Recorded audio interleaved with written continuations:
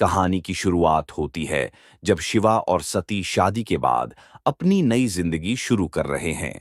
उनके बेटे कार्तिक का जन्म हो चुका है, लेकिन उनके जीवन में खुशी के बावजूद नागाओं का खतरा मंडरा रहा है। मेलुहा के महान वैज्ञानिक बृहस्पति, शिवा के अच्छे मित्र, जिनको नागाओं के द्वारा माउंट मंदिर पर हमले के दौरान मार दिया जाता है। जब शिवा इस हादसे के बाद वहां जाता है तो उसे बृहस्पति का मृत शरीर भी नहीं मिलता है। इस घटना के बाद शिवा नागाओं का पीछा करने का निर्णय लेता है और उनका रहस्य जानने के लिए यात्रा पर निकलता है। शिवा और सती काशी की यात्रा पर निकलते हैं, जहां सती अपने अतीत के दर्द और पीड़ा से उबरने का प्रयास करती है। काशी ही वह जगह थी जहां सती ने अपना बच्चा खोया था। उसी दौरान शिवा सती और कार्तिकेय को काशी में छोड़कर अपने कुछ अनुयायी के साथ नागाओं को ढूंढने दक्षिण की तरफ जाता है। अचानक काशी में उन्हें पता चलता है कि नागाओं का एक नया हमला होने वाला है। सती अपनी बहादुरी दिखाती है और नागाओं से संघर्ष करती है।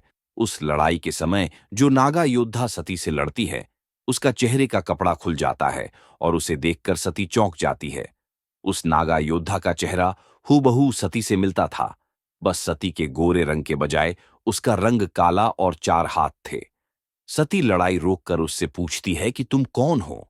तभी वह बताती है कि उसका नाम काली है और वह सती की जुड़वां बहन है, जिसे उसकी विकृति के कारण अलग कर दिया गया था, राजा दक्ष और उनकी पत्नी के द्वारा।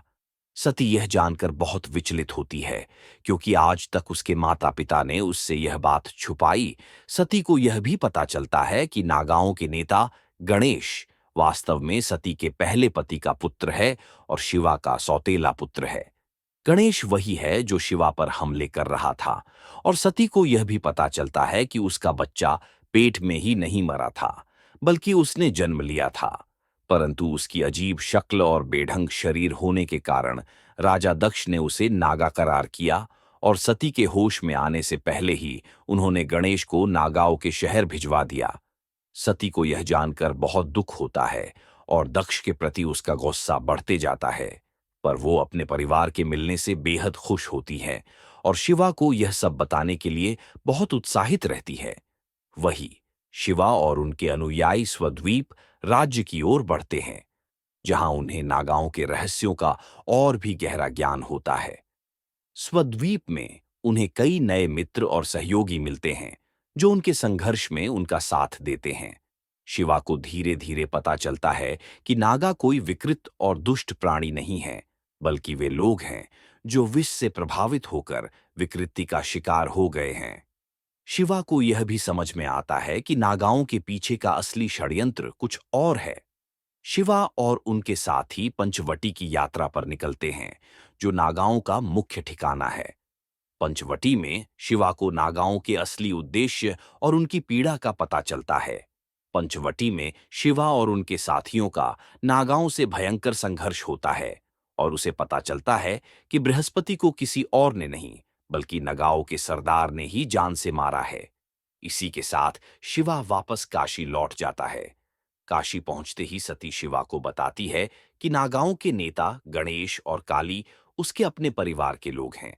शिवा सब ध्यान से सुनता है और उसे सती के लिए खुशी भी होती है, लेकिन वह गणेश को देखकर ही अपना आपा खो देता है और बृहस्पति की मौत का बदला लेने के लिए उस पर हमला करता है। गणेश उसके पैरों में गिर जाता है और कहता है कि आपको पूरी सच्चाई पता नहीं है, और उससे और सती से आग्रह करता है कि वे उसके साथ पंचवटी चले सच्चाई को जानने के लिए।